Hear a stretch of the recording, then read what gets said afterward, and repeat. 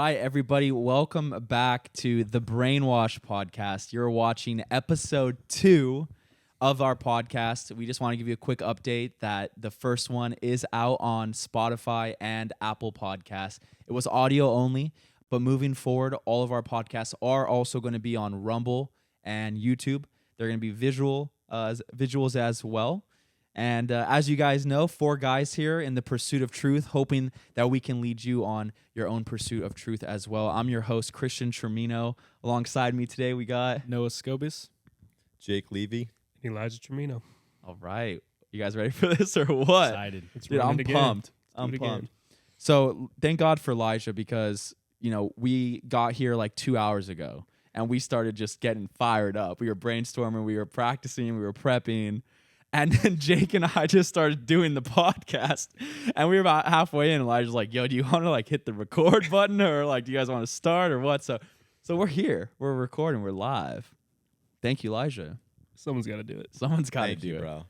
We appreciate you. I'm just kidding. I just didn't want you guys to lose all your good points. You guys are ripping. I don't know if we can lose our good points. Anyway, so today we got a very, very spicy topic. We're really excited about it. We're amped about it. And we think and believe that it's extremely timely based on the world that we're living in today. And so the general topic of our discussion is going to be around social media. We're going to talk about what social media is. We're going to talk about all of the different types of social medias, how you can use each one, the different ways you can use each one, and then the pros and cons. We're going to highlight the ways that we feel people are being brainwashed into using the platforms, how they're using the platforms, and how it has a negative impact on the lives that they live, and then also what we can do to combat that and actually use social media as a force for good. So really pumped, and I think we'll start with Jake giving us some definitions of what social media means, as well as some high-level stats, and we'll get into Jake. it. Yeah, so as we start, our talk on social media, I just thought it'd be a great idea to just go over the basic definitions on what social media is. So according to Investopedia 2023, social media facilitates the sharing of ideas and information through virtual networks from Facebook and Instagram to Twitter and YouTube. Social media covers a broad universe of apps and platforms that allow users to share content, interact online, and build communities. More than 4.7 billion people use social media, equally roughly 60% of the world's population. Wow. So those stats are just this year. Just this year. So That's 60% crazy. of the world's population is on social platforms, Wow. social media platforms, which is unreal. Wow. So I think that there are a lot of different ways that we can dive into this.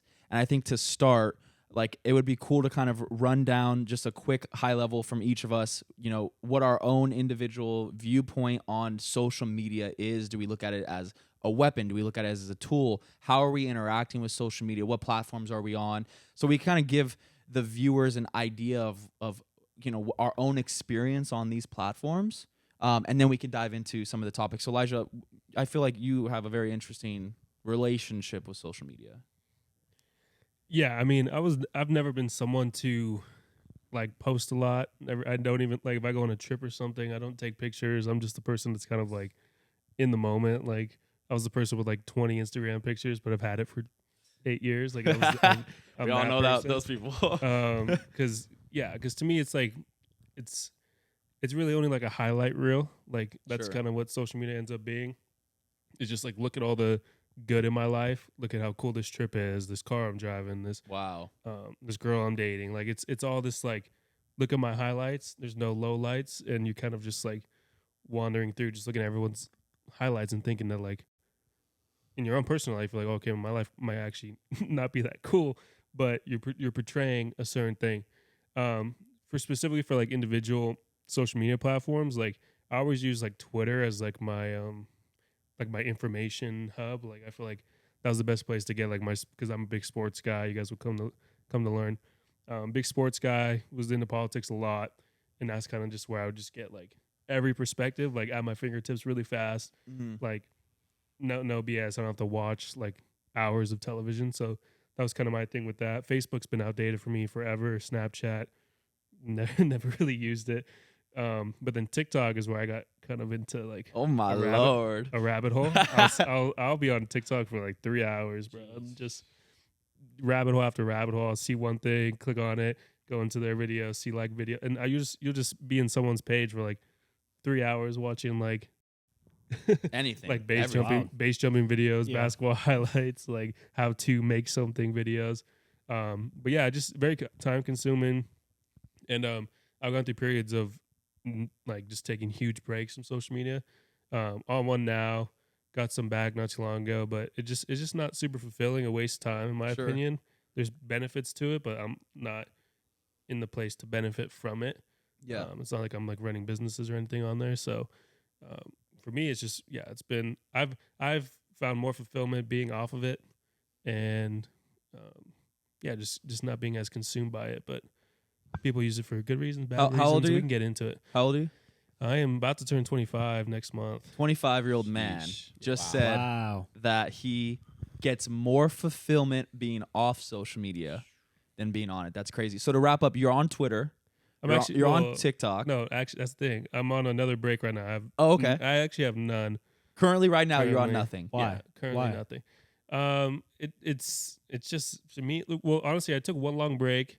How long? Me and my like a year, probably over that, with my girlfriend, and we just like realized that it was just like taking too much time. Yeah, it's toxic. It just isn't beneficial to us. Took a long year break, and literally after like 2 weeks, like you don't need it. Like it's such a blessing. Like you don't even.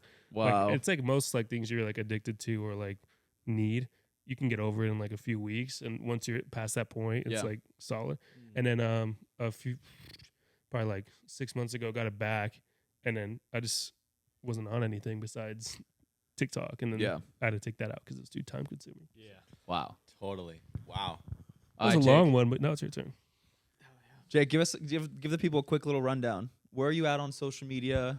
Yeah, so where I'm at social media. So I've been on social media, I don't know, since middle school. I think I started Instagram in middle school and had an account, and I'm not too present. Like I'm not like a constant poster, but I'm definitely on it. I'm definitely current. And just the last year, like I've just began to realize how much of my time it's been consuming. Wow. But not only like my physical time, but also like my mental place too. Because when I feel like I'm on social media, my mind almost isn't in it's here, but it's in my phone, right? Wow. When I watch the videos, I get like mentally immersed in what's going on. And like I can just see ever since Instagram dropped these new reels, oh my goodness, like you just scrolling get sucked, or what? Dude, oh my gosh. And then with the curated content towards what I like, which is a lot of action sports. Yeah. A lot of mountain biking, a lot of surfing, a lot of high adrenaline, high octane kind of stuff, which I've always liked. Just getting caught up in those swipes, man. It's just like, it's so good, but yet so consuming at the same time. So this past year, I've just learned to kind of take a step back, and I take breaks, day breaks if I can. Okay. But so right now you're on Instagram. Correct. No Facebook. No Facebook. Twitter. No Twitter. Okay. TikTok. No TikTok. No Twitter. Okay. No Facebook. So Instagram, and then Snapchat as well. Okay. Yeah. What about you, Noah? Nice. Yeah. So Noah, 22. I'm on just Instagram. How old are you, Jake? 20. 20. We got to introduce the ages. You know? Yeah. All right. So I've been on Instagram since same as you, like middle school, right? And I've done a couple of fasts. And I think the first time I did a fast was because I was pulling out my phone without even knowing, swiped up, did my password, clicked Instagram, was in it. I'm like, bro, what? How'd I get here? Just every time I open my phone, just instantly click. And I knew that the Lord was calling me to a fast from that moment. That I had that just, my mind without even thinking, just would go into Instagram. And so I feel like after fasting a couple of times, I've had more control and willpower to not get caught up in the algorithms, the reels. I've learned that on Instagram, your mind can get attacked a lot. Like, when you're on Instagram, I'll approach this from a spiritual level.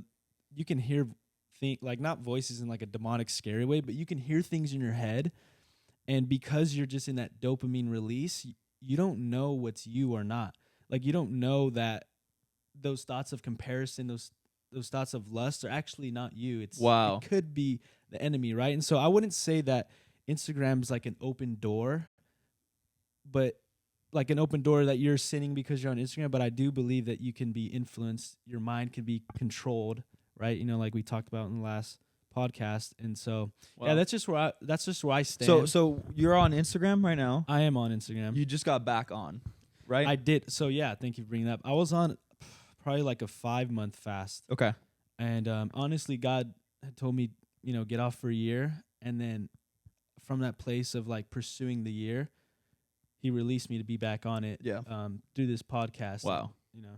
So it's crazy because I'm about to go over my story and then we'll open up to some conversation. But all four of us, if you guys are listening, like all feel through maybe self-reflection, self-awareness, prayer, have all felt like this calling to take a break from social media, which, as you can tell, like that's the way that we think. And then the people around us, at least in this room, also think that way. But I think it's cool to kind of pull yourself out to a higher level, more macro looking, and say, that's probably pretty strange for a lot of people that are listening to have 4 guys between the ages of 20 and 26 who all are saying that they actually feel like they've needed to take a break from social media. And if it was such a good thing, why would deep in our core we innately feel like we need to actually take a break from it?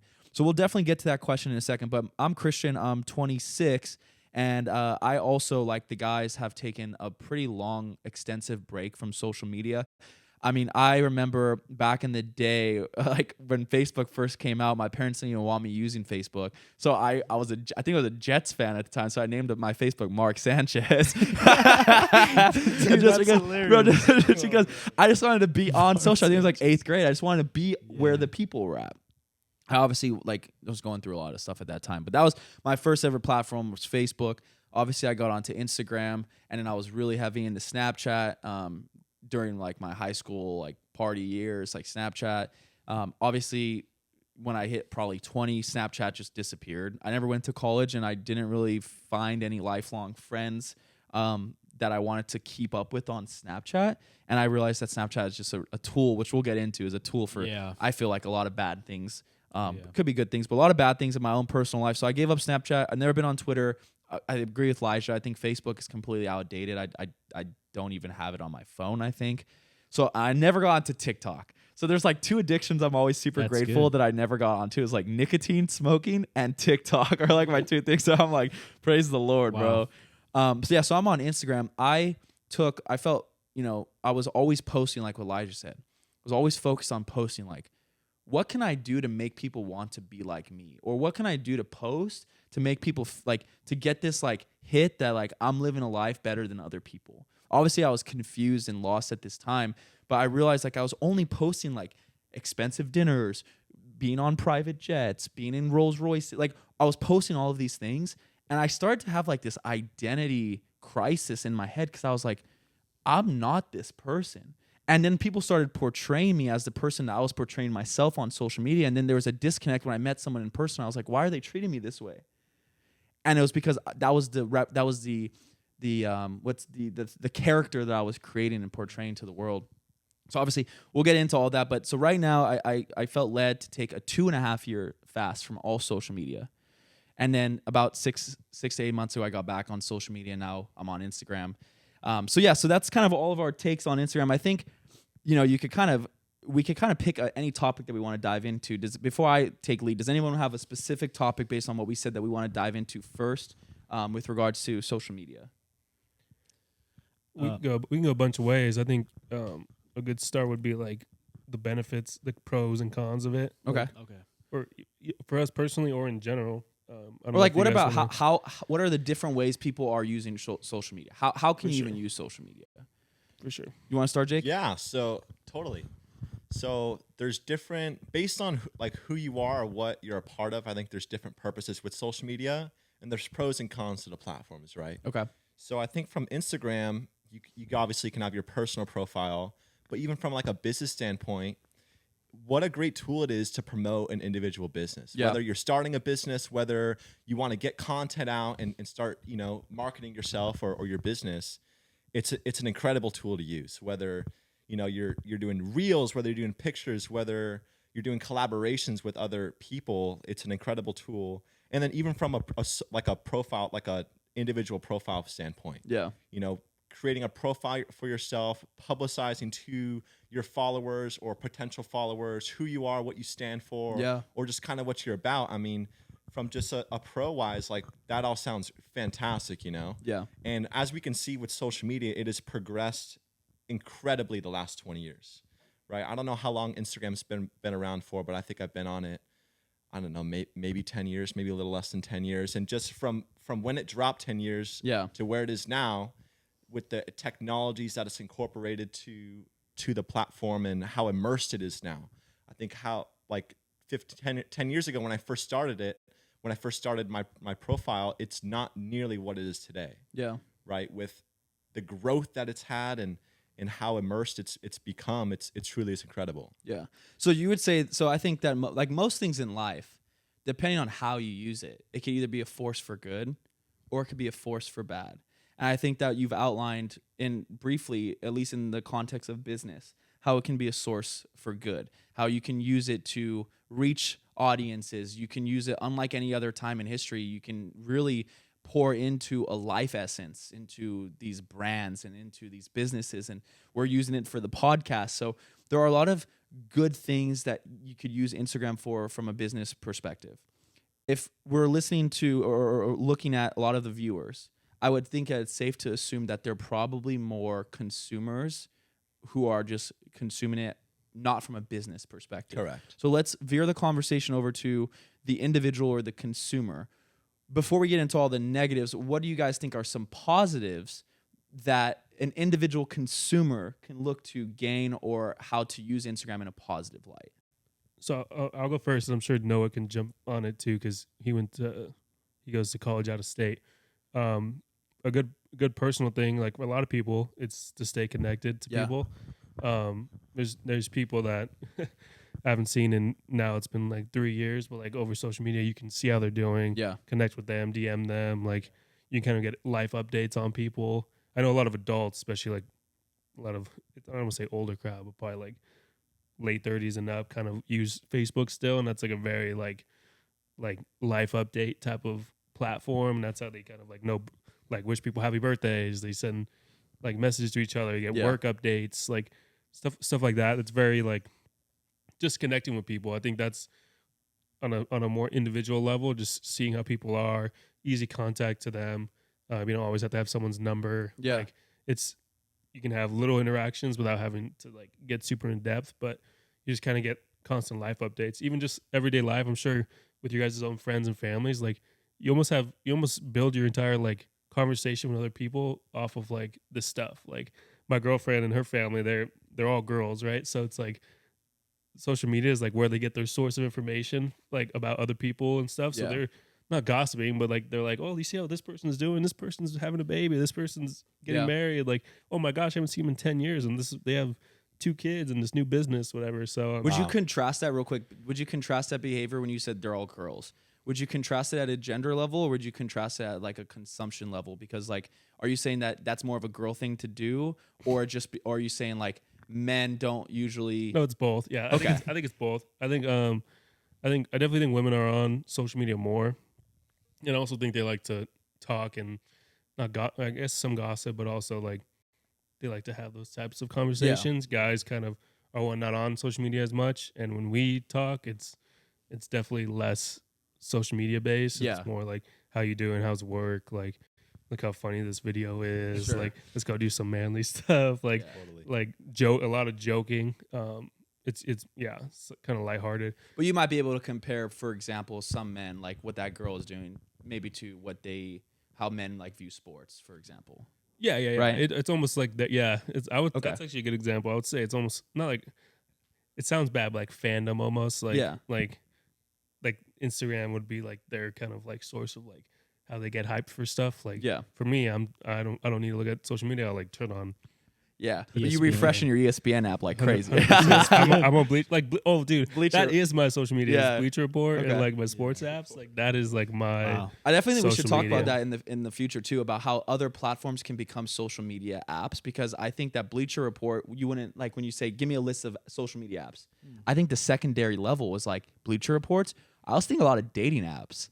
are starting to be viewed as social media platforms. Wow. And I'll get into that later. But anyways, yeah, go back. Sorry. Yeah, just on an individual level, yeah, just staying connected to people out of state. I'm sure Noah relates to that. Just friends you haven't seen in a while. Just over life, you kind of grow apart from people, but you still like to kind of see how they're doing. Yeah, stuff like that. So when I was out in Kentucky, I actually wasn't on Instagram, so I haven't like experienced that. I take it back. But it's good because now that I'm on social media, like that's such a good thing to, social media is such a good thing to use because for me, when I wasn't on social media out there, I really felt like I was in like a wilderness season. Yeah. Dude, I was just alone. I didn't have any community. I had friends out there, but it just wasn't the same as, like my brothers here, Yeah. And so it's like, I was thinking of like being out there, I'm going to see you post and just like get discipled by you and just see everything you're doing, right? You too, like for both of you guys. And even just like God allowing us to be on this podcast is just, it makes it feel like home away from home, you know, like when I'm going to be over there, still going through with this podcast is going to be amazing. So I think the biggest thing that social media, like the benefit of it is it makes it feel like home away from home, seeing all your buddies, all your family. So that's definitely awesome for me. Yeah, I don't subscribe to the idea that I've heard tossed around a lot, which is like, well, like you guys have heard this conversation where it's like, well, if you meet with them on social media or on social media, like even if you were on social media because of your relationship, you guys would still talk. And what I'm trying to say is like, I feel like it is okay to have levels where people fit into your life. Like I will talk to somebody on a daily basis that I won't talk to on a daily basis, but I still want them in my life. So they're like, I would love to be connected with them on Instagram because I care about them. I want them to be doing well, but like, I'm not going to call them every day and be like, yo, how are you doing? So I agree. What do you think, Jake, about the positives of social media? Yeah, no, I piggyback on what Noah and Elijah were saying. It's a great way to see how people are doing and just get a constant update on people you don't see every day. Say maybe family that lives in another state or people that, you used to like when friends go to college, right? So seeing their feed on social media, on their stories or their posts, there's an aspect of like reassurance that they're doing good or just kind of getting an update on how they're doing on people you don't regularly see every day face to face. And I think, at least for me being back on social media for the short time that I've been back on, I think it's really cool some of the doors I feel like God's opened for new connections that I would have never made if it wasn't for social media. And so like some of like my really close friends or even people that I haven't met yet, but I know like they're praying for me or they're supporting me or they're sending my message out. Like that is something that I feel has been a great like positive. And I think that, when you look at all of the positives of social media, you can also view it as a tool to be a light in this world. And so for me, one thing that I like to use social media for to combat the negative narrative is I try to comment on this. Like I try to go against the mold. I try to comment on everybody's post. I don't care if they're a guy. I don't care if they're a girl. I want them to be encouraged. I want to stumble upon someone's post and be like, hey, like, I think you look great in this photo. Like, or, hey, like, I really like the message here. Or like, wow, that's an amazing piece. Like, you're a consumer. When you open up your Instagram and you see you got 12 comments on a photo, like that makes you feel good. So don't be selfish and then provide what makes you feel good to the rest of the world so that they can be encouraged. And there's so many times I look in comment sections and it's like very bad. It's very chaotic. It's very negative. And I feel like one thing that you can do to go against that norm is be a positive light or force on social media. So do you guys have any tips? Well, I just want to piggyback on your thing about like meeting people. It's like social media also helps you become like friends of friends. Like, wow. Like if someone posts with like a picture with a group of people and like they might go to your school or they might work with you or some sort of connection there, you'll follow them and you'll kind of like slowly start to interact over social media like that, which can develop into actual like friendships, relationships, whatever. And obviously like I know everyone's story is not like this. It has a bad connotation, but like I met my girlfriend on Instagram. Like I've now been with her for 2.5 years, over 2.5 years. And we met on Instagram. We didn't know each other prior. We're like friends of friends, a lot of connections. Come to find out, like her mom is close with our aunt. Yeah. Like grow up together with their kids. Like all this stuff. Like people are actually, and it makes the world smaller too. Like it actually brings it. Actually, you actually realize that most people, like you're like a few people of separation from like almost everybody. yeah. Like so, I think meeting people is huge, and I know meeting like a guy or a girl on a social media app or like some of those have a bad connotation, but it's not necessarily always the case. Yeah. So I like what you said about just going against the norm of social media and just being a light, like, going against not commenting and not celebrating someone, honoring someone. And so I like how you mentioned that you do that. And, I think for me too, like, similar to you, I'm using social media. Like before I used to just kind of like, when I was in high school, at least just post like just a bunch of football pictures, like what I was doing. And I think you mentioned this earlier, like how you took identity in like the Rolls Royces, the parties, that life. And so I think for me, looking back, I took identity on what I used to post in football, even though it was a God-given calling. I didn't really have a foundation identity as like a son of God. And so I felt like I put my identity in that, but I was this broken and super shy kid, but also like a kid that like everyone looked up to, like, oh, this amazing football player. So I think like I'm at a healthy place now where I can, have my full identity in God, have full fulfillment in Him. And now I can just post from a place of just being a light, going against the norm, being bold on Instagram, and like influencing the friends who do follow me from high school. And so I love how they can see the transformation of what God has done in my life. And, how I'm just, you feel the tension when you post something that's about God or just against the norm of what people want or people have always seen. Where do you feel the tension from? I just feel it. I think, honestly, it's kind of like an against the grain thing. Yeah, it's against the grain thing. Yeah, it's. I wouldn't just blame it all like it's the enemy, but I think it's also like you can overthink too. Like, should I post this? Yeah. Or not? And I think a lot of people out there have had those moments to where they're shy or timid to post something that really will make their heart leap, and it's kind of sad. And so, like, I want to get to that because I feel like there's this overarching, like, 2 steps forward is this fear of man that is kind of dictating what a lot of people do. So, but one step before that, I think, is like, I think we need to spend some time on the identity part, because one of the things that I say is there are few things more fragile in life than a man whose entire identity is built on material things. And like, I know that, and I could say that because my whole life up until I was 25 was a man who built his identity on material things. And you know how fragile I was? Like, do you know how insecure I was? Do you know how many things I struggled with? Like people looked up to me, and people don't understand that, like, the amount of whatever positive emotion you feel when someone looks up to you isn't as strong as the negative feeling you feel when you know that you're a liar. Like, I was lying to these people. They were looking up to a fake version of me, and I was portraying something on Instagram that I wasn't. That's not who I was. And it actually begins to create this separation and civil war inside of my own spirit. And I feel like there was points in my life where, because I was so trapped in this is not who I am, but I can't go back now. And this like back and forth trap, it actually led to other addictions, and it led to further bondage. And so, like, what do you guys have to say to anybody who's listening who says, I think that I'm too far deep in posting a certain way, and I don't think that like people will like my posts if I go from posting my body to posting things that actually make me happy, like the poetry that I write? Totally. Like, go there. Yeah, so go there. Let's do it now. Do it. But I think what I wanted to add to Noah is I think on social media at our age group and kind of the geographical location of where we live, there's like a implied I don't know how to word it, but like an implied or mainstream way of kind of the content that you quote unquote should be posting, or like the normal content that people post at our age, right? So what is that?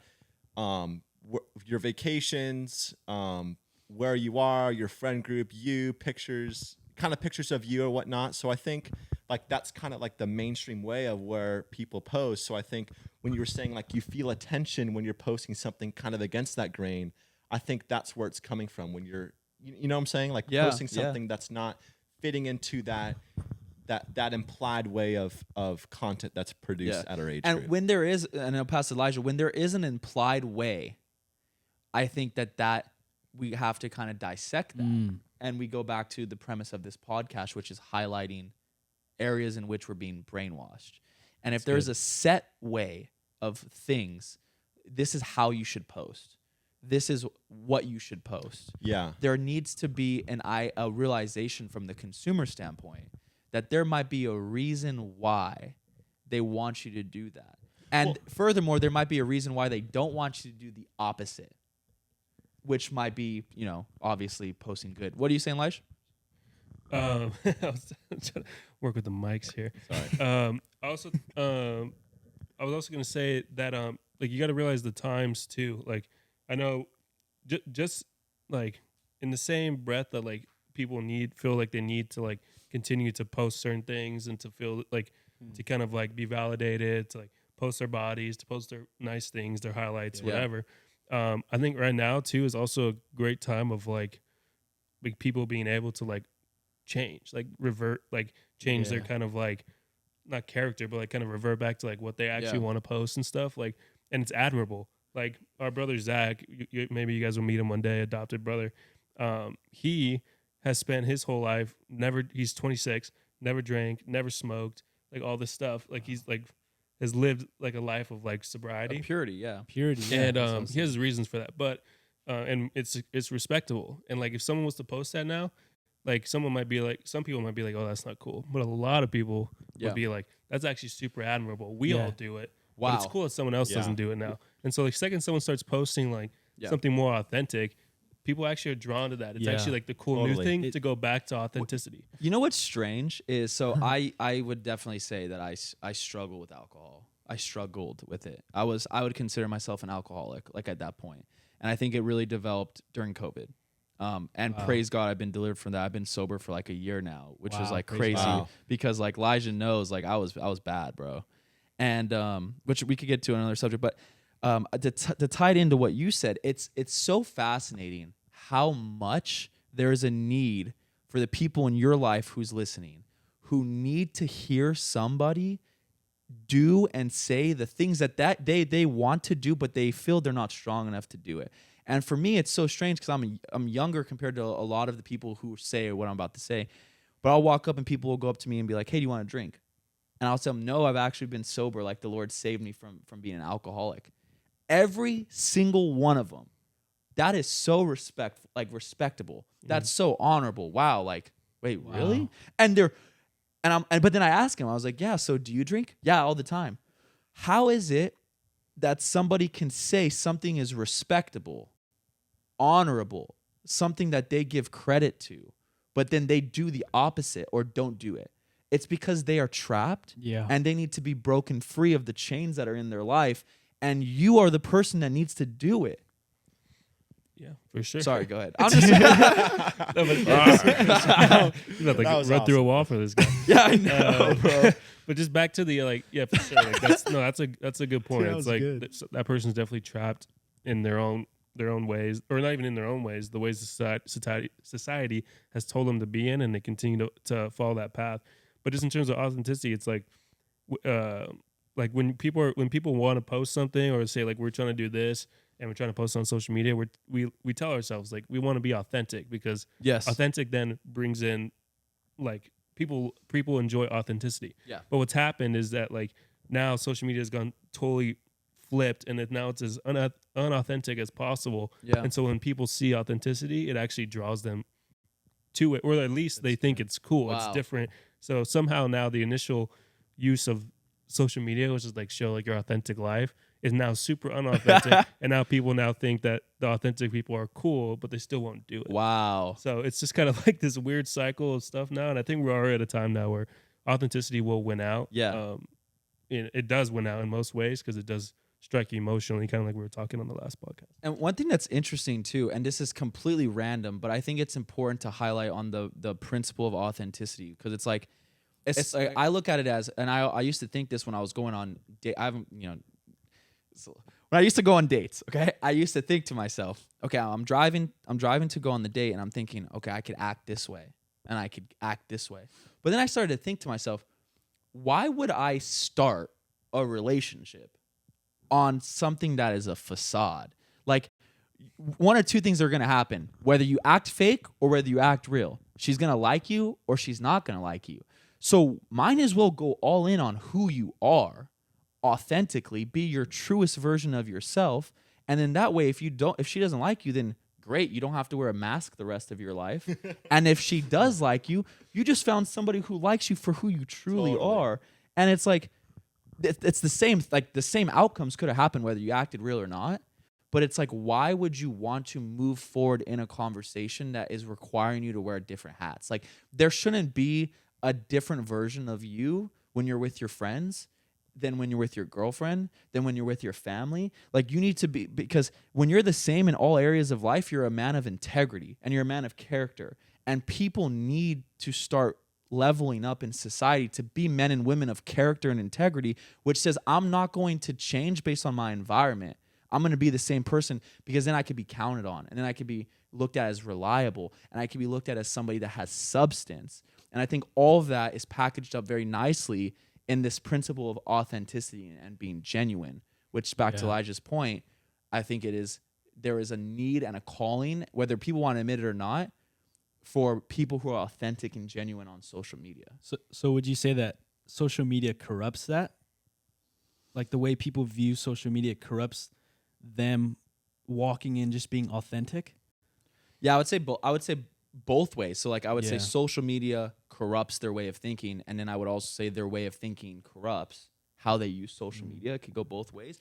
And I was talking, I don't know if we said this on the podcast or before, but like, there's this, I really have respect for those Instagram versus reality people. Yeah. And it's just crazy because it's like, you see this girl and she looks super shredded. Like, she looks fit, she looks good. And it's like Instagram.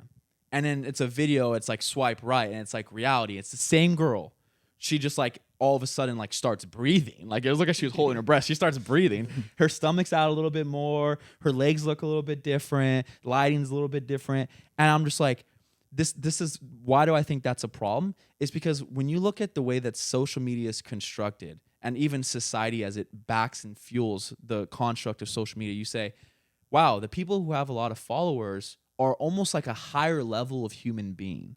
Like, they have power in society. They have clout in society. The people who have likes and comments, they now get brand deals. They get all of these comments. They get money. They get increased fame. They get increased followers. And then they go, okay, well, how are they doing that?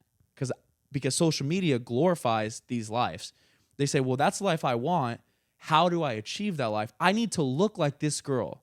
But if it wasn't for the reality side of that picture, they would look at the Instagram version of that picture and see a fake version of this girl and then say, that is the only way I achieve the lifestyle that I want. And without even going into that may or may not be the lifestyle you should be after. But when you're looking at the girl, you're like, now I'm pursuing something that's fake. And then you look in the mirror and you're like, I can't get this body. I can't do it. So then maybe you start skipping meals. Maybe you start starving yourself. Yeah. Maybe and it's like, oh, but I got to do it because I saw that it was real, but it's not. Yeah. And it's a problem. So back to your question, like, do I think it's corrupting? Like, yeah, I do. I think that as great as a tool for good that Instagram could be, there's always the exact opposite force. Yeah. Pushing against it. And so in the same light, it could be that evil. And so it's important that us as the representatives of social media start posting what's real and authentic, because you never know what little guy or little girl is going to be looking up to you and pursuing your lifestyle as the way to live. And you got to be able to look at yourself in the mirror and be like, am I portraying something that's real and authentic, or am I a lie? And are people trying to pursue a lie? Yeah. Mm-hmm. So I wouldn't even say like a lie, like, because I think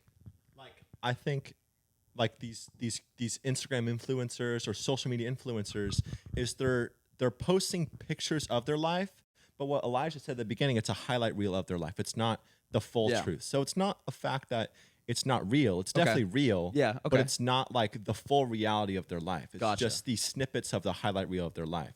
Whether they're have a crazy pump at the gym and they're taking pictures, or good lighting or stuff like that. So what do you think the role is? There even a response? Like, where does the responsibility fall? Does it fall on the poster to say like, hey, like FYI, this is what went into the photo?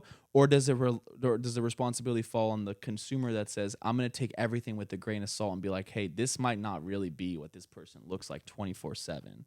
Yeah, I'm more of someone who's like very realist and very like like self responsibility is like I think is very important. So I would always like at the end of the day, like people can market and portray whatever they want, but the consumer still has the decision to what they do with that, or if they want to buy it, if they want to partake in it, if they want to become that. So obviously, like yes, there is that influence on a bigger scale, but no, it's at the end of the day, I still think it's an individual thing. I think it'd be good to like also twist it back to like just because we kind of are now in like the cons of social media is like how like addicting it can be and how like how it was even created. I think like a good example was that movie I had it pulled up. It was a Social Dilemma. And I've never seen that actually. You guys should all see it. Netflix Everyone watching. documentary. Oh yeah.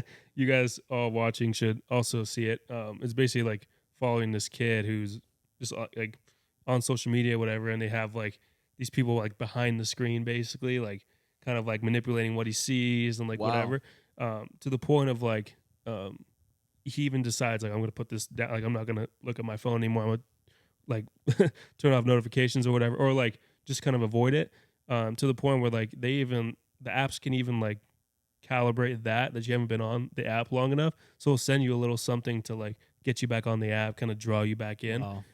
Even the way they're made, like all the colors and stuff, all the dopamine hits that you're seeing. I know we talked like before we even started the podcast of like how social media is like this crazy up and down emotion flow while you're scrolling through. It's like, walk us through that in more detail, because I was going to bring that up. Jake has some more of the science on it, but I'll say like kind of like the raw bones of like our minds are not meant to just be like snapped in and out of like dopamine like that. Like I can be scrolling on TikTok, especially, right? I'll watch a video of like this soldier coming home and like his family runs up to him and like makes you like almost emotional. Then the next video is literally like a political video and I'm angry. And then the next video is like basketball and I saw someone dunk on someone and I'm like, oh, that's sick. But your mind is now in a matter of 10 seconds gone to I didn't think about it that way. Yeah, has literally gone to like sad, angry, excited, and whatever. And literally 10 minutes in, you'll realize that you're drained. Like you're mentally drained. Wow. Whoa. But yeah, there's definitely more science to it. I know Jake has some stuff. None of us are experts, but you're definitely your mind and your body is not meant to have a dopamine hit, then bring you down to something sad, then to something angry, to something like that wave of emotion shift is definitely not natural, and that's what we get from social media. Yeah, just to backpack off of that. So as we, dove into this concept of social media, I started to dissect it, and something that was really fascinating to me was just baseline kind of briefly what goes on in your brain when you're on social media, when you have this high octane of noise and so much content flooding your brain, which I believe just isn't natural for our human bodies to digest. Like we can only process so much information at a given time. And the octane of information, entertainment that we're getting fed to in such a short period of time, it's really cool and fascinating how your body processes this. So then I got into like what dopamine is. So dopamine, so I want to do some research about this, and I found an article by the Cleveland Clinic in 2022, and they stated that dopamine is a neurotransmitter made in your brain. It plays a role as a reward center in many body functions, including memory, movement, motivation, mood, attention, and more. Wow. Yeah, so it seems like dopamine is the neurotransmitter that gets released in your brain that urges you to keep moving forward, or the reward center, the feel-good chemical that makes you move forward, right? And moving and just going forward and something. So when I was scrolling, I felt like I was in search of something, right? When I'm stuck on reels or I'm stuck on content, like I think it was even subconsciously, I was like, okay, when's this sweet video? When's the crazy bridge jump, or just mentally, subconsciously, I was like, okay, I'm looking for a video, but I don't even know I'm looking. I'm just stuck in reels. So, and the reels aren't a bad thing, but I'm just giving you some insider, like personal testimony, what I feel. Yeah, I mean, it's like it's the algorithm, like it's constantly curating to like what you like, and your mind starts to get used to that, and now it's like, oh, it's it's just gonna keep giving me what I like. So you just keep scrolling until you find like you get what you like. Yeah. And then once you get that, you're like, oh, where's the next one? And at the end of the day, it's a business. They're trying to keep you on the app as long as possible. The longer you're on the app, the more marketing dollars they get, the more whatever. But yeah, it's very specifically designed with certain colors, certain algorithms, certain things that set off your mind to constantly want more. Yeah. It's like sweets and junk food and stuff. It's like I think even like McDonald's fries. I don't want to roast it. I don't know if this is true, but I've heard that like there's something in the fries that like makes you want to eat more. It makes you more hungry. It's fine to roast McDonald's on it, honestly. It's totally okay, dude. Well, I just think it's funny. I still don't know if it was true, but I've heard that. Because like I think the premise of brainwashing, as the way society views it, not our definition of it, is kind of essentially can be explained through the algorithms behind certain platforms. Because if you think about it, what are algorithms? Algorithms are systems. They're ones and twos. They are the train tracks of life that say we can predict based on past behaviors what somebody will do in the future, and we can remove the human variable that is independent thinking and replace it with human nature. They're just going to follow this path. And I think that is why not only in every area of your life, but focusing on social media, it's important to unhook yourself. And in most cases, do opposite of what the world is trying to get you to do so that you can be free. And then you at least have a contrasting perspective that allows you to now look at both sides of the coin and say, I'm going to move forward in a direction I feel like is best. Yeah. You know what I mean? No, I love that we're talking about this, because when I was taking notes and preparing for this podcast, I literally wrote down a question like, why, if people know the algorithms that social media uses, do they still give into them? And like, so that's a question for all. It's like, why do they still give into them? But like before that, like you could have sent that question earlier so I could prepare. Yeah, well, a good question. Yeah, well, just to like take a step back of like everything we've been talking about for like the consumer, I'm thinking about them, and I'm thinking about like everything we're talking about. And I think it's so important. Like, it's just crazy the information we're giving right now. Like, the Holy Spirit, I feel like, is giving this information. And it's literally breaking chains off people right now, because it's revealing, like, the approach you should have to social media. And it clears up, like, how, like, even going into, like, brainwashing, like, just how, like, these media platforms can control us without us even knowing. Because it's such a good feeling that we get when we're in them. And, it doesn't seem like when you're consuming it, you're doing anything bad, right? Like, you have control over your time, and you have control of what you want to look at. But really, like, you start to like we talked about this off the podcast, and we'll probably get into it later. But just the time, like, it affects your time management, right? And it affects like so many different things. But yeah, I think if you can answer that question, like, why do people give into it? No, it is brainwashing. Like a good example is like Twitter, right? Like there was a point before the new owner came in that I try to create a Twitter, right? Do you like Elon? I think there's a lot of good things about Elon. I'm glad he has Twitter now. But for this exact reason, I try to make a Twitter because I hadn't had one in a while, and I was doing it for work. And I go, and when you log into Twitter, it gives you like people suggested followers to like finish making your account. There we go. And I'm not even gonna say like where I am politically, but this is just what it was. It was Joe Biden, Kamala Harris, Barack Obama, Michelle Obama, like CNN. It was like 8 things in a row. I was like, okay, like at least mix it up a little. You know, for the we got to come up with a new word for devil's advocate, but for the opposing view, let's just say, well, social media with the data that they collect, they give you the things that you have told them you want to see. So are you saying that your consumption behaviors would have led Twitter to give you those specific recommended? I don't know how necessarily Twitter works, but like in the background, but I would feel like if you're creating a new account with a new email, new name that you haven't used before, they have no data on you. Yeah. So that was just like their front facing, follow this person. So there's two ways to answer that. So either they had no data on you, and they're just giving you what seems like very left-leaning people that you should follow.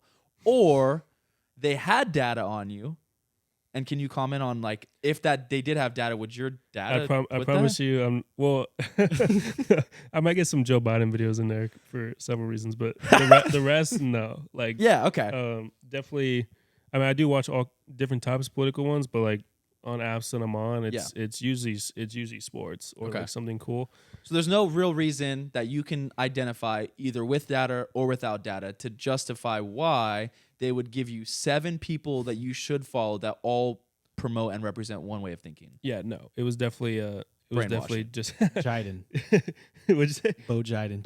Yeah, so it's brainwashing. But yeah, so that also just brings you to the next point of like, so then once we're stuck on social media, they can now determine what they push to us, which Noah was kind of starting to go down that line. Ooh. And so from what I've heard about like TikTok, right? Again, not an expert, not 100% proven, but from what I've heard is that our Instagram or our TikTok in America is much different from TikTok in other countries, specifically China, like, and what they allow to be shown, right? Yeah. So all day long, we see people just doing funny TikTok dances. We see like people hurting themselves, like doing dumb stunts or whatever, like impractical Joker type stuff, like just comedy, entertainment, like Girls mind-numbing shaking stuff, their butts too, stuff like that, like, and then politics, whatever. It's just hitting you with a bunch of just non-educational garbage. Yeah. Over there, they're only showing people like science videos, math videos, like educational, actual like mind-building.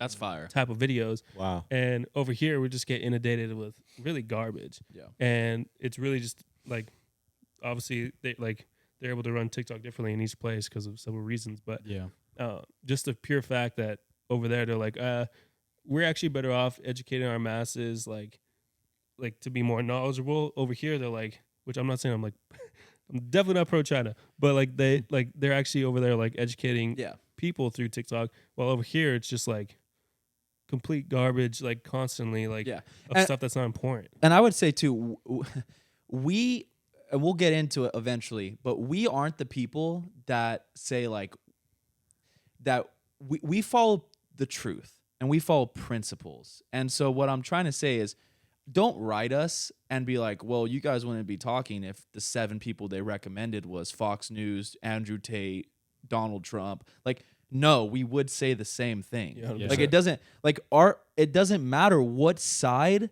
that they're pushing, and it doesn't. And also, I don't like how one side who claims they stand on the truth then uses the truth that they stand on as a justification to do the very thing that they don't like the other side that is doing. Mm-hmm. That's good. So like, even if it was Trump, Tate, all of these right-wing things, like, we would still say, bro, that's brainwashing. Like, why is the first thing you do when you reach a Twitter platform all rooted in this political sides? Yeah. I think it's important that they know that. Yeah. Trying to instantly bucket you into something. Like, and when I get past that point, like, my first follows aren't like the other side either. It's like, I don't even want to follow that. Like, I'll follow like Elon, I guess. Follow like Joe Rogan. I'll follow Bleach Report's Twitter. Like, I'll follow stuff that's interesting to me, and eventually might get to the point of following people like that. But yeah, they're just instantly trying to get you into that bucket. Yeah, and people will just do it. Did you feel so? Back to your question. Yeah. Unless you want to switch topics, like, why do you think people do it even if they know? And I think that your question implies a certain level of assumption. The second part specifically, if they know. What if before we just revealed it that they don't even know? Yeah, I think that's why I kind of like took us a step back and said it's so crucial that we're giving you guys this information, because it's revealing how things work, how algorithm works, right? And I think, like you said, it's assuming that everyone knows that, right? There's people who do, and there's people who don't, and I don't have the answer for it. It's just a question that I think it's a question that just you should ask yourself. Yeah, you should ask yourself, and I think it's good to think about, like, why am I still giving into this algorithm, or how, just having that question in mind, like, how can I approach social media now? Like, thinking freely, not just giving into that systematic way of being brainwashed. Well, I think people, they have their own level of opportunity cost equation that they run in their head, where they're like, for example, I hear the same people complain like, oh, wow, like, I can't believe I said mattress. And then 30 seconds later, I open Instagram and there's a mattress ad.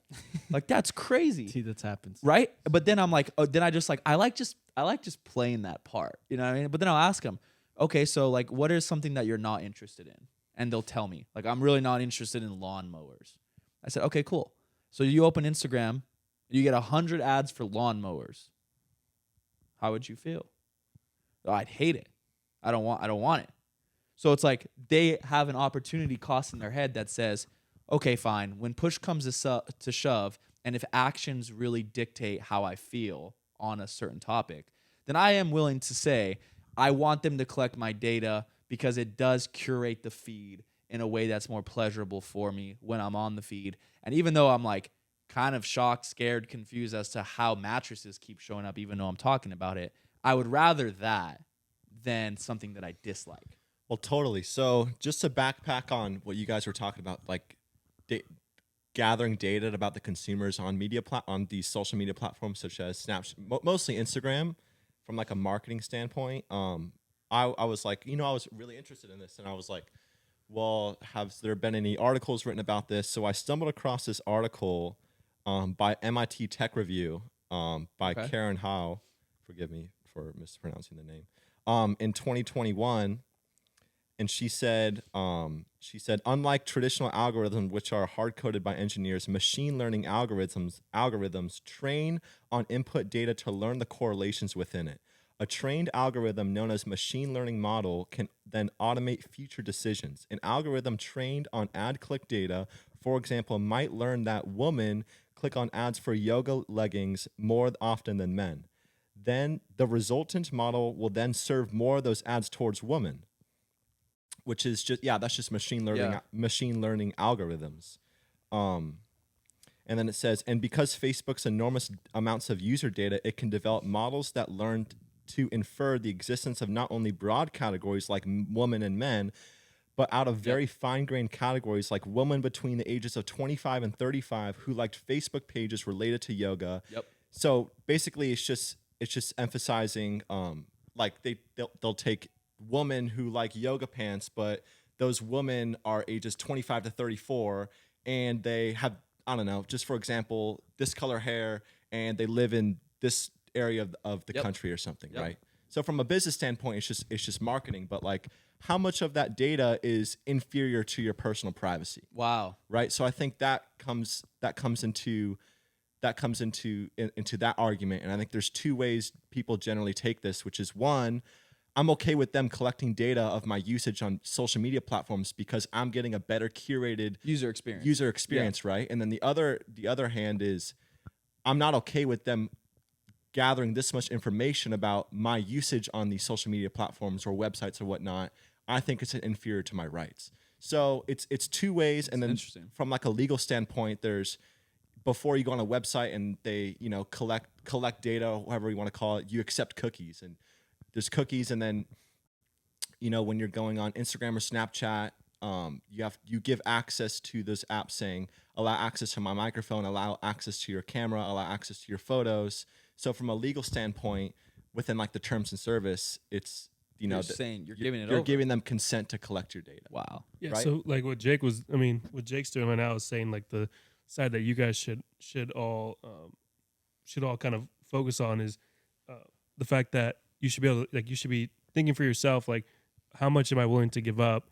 Like, what's the negative of this? Like we talked about in the last podcast, but to bring Christian and Jake's points together and to answer Noah's question. Oh, dang, a 3-for-1? 3-for-1, all in one, wow. Bringing it all full circle. Okay. But to answer your question, why people do it is this quote I was thinking of, where it's basically better to stay with the devil you know than the devil you don't. Basically, it's people might actually know this. People might actually know that they're taking your rights away, that they're actually have access to all your private data, and that's but that's something that they justify because then you get the curated content, they get the access to stuff. Yeah, they're not it makes stuff easier for them than the other side. They might think that it's bad to not to not be marketed to or catered to. Yeah. It's basically it's kind of like that double kind of the election stuff where it's the better trying to pick between the worst evils kind of. Yeah. And I think that's what people do. It's literally that makes sense. They just kind of deal with the negatives of it because they get the easy curated content that they like, and take my data because I don't even care. Yeah. So. For those of you listening, I just want to do a quick check on you guys. We love you so much. Also, I definitely, for all you guys listening, we are going to come and talk about comparison. We are going to talk about quality of life. And one of my personal favorite subjects, we are going to talk about how Instagram feeds into something that I think is destroying the fabric of men and women as individuals and their relationship with one another, which is how I believe Instagram is a gateway into porn, into sexualization of other genders, and into OnlyFans. So stay tuned and watch. But I just want to give you guys that heads up. But I really like where Jake is taking this conversation. And I think that we should use that as the framework for this next conversation that we're going to have, which is really about the business side of these things. And I think that one of the things that we want to do on this podcast is give these listeners a new frame of mind to filter information through. And I think that if you ask people, what is Instagram? If you say it's a social media platform, you're part of what I would consider the brainwashed population. Because the correct answer is it's a business. Instagram is a business. And you have to understand, if there's a hierarchical list of like power, influence, money. People need money. How do you get money? Businesses. Yeah. And so if you can have a business that not only gives you money, but it gives you influence, then you fulfill both of the things required to have power. Yeah. So Instagram is actually a tool used by the people who created it, or rather the people who now have control over it, as a way to achieve a certain level of power. And I think that I am probably uniquely qualified to speak about this because I have an experience for the last 10 years of having industry knowledge of advertising. And so I think I kind of want to walk through kind of what happens on the back end of social media that maybe people don't understand. Maybe some people might think this is interesting. You guys can take it any way that you want, and then we can go back to some of the other consumption topics. But for example, anytime that there is a new feature added to a platform, you have to realize something, that they aren't just adding it for no reason. They're adding it so that they can have a better business proposal to the businesses that are giving them ad dollars.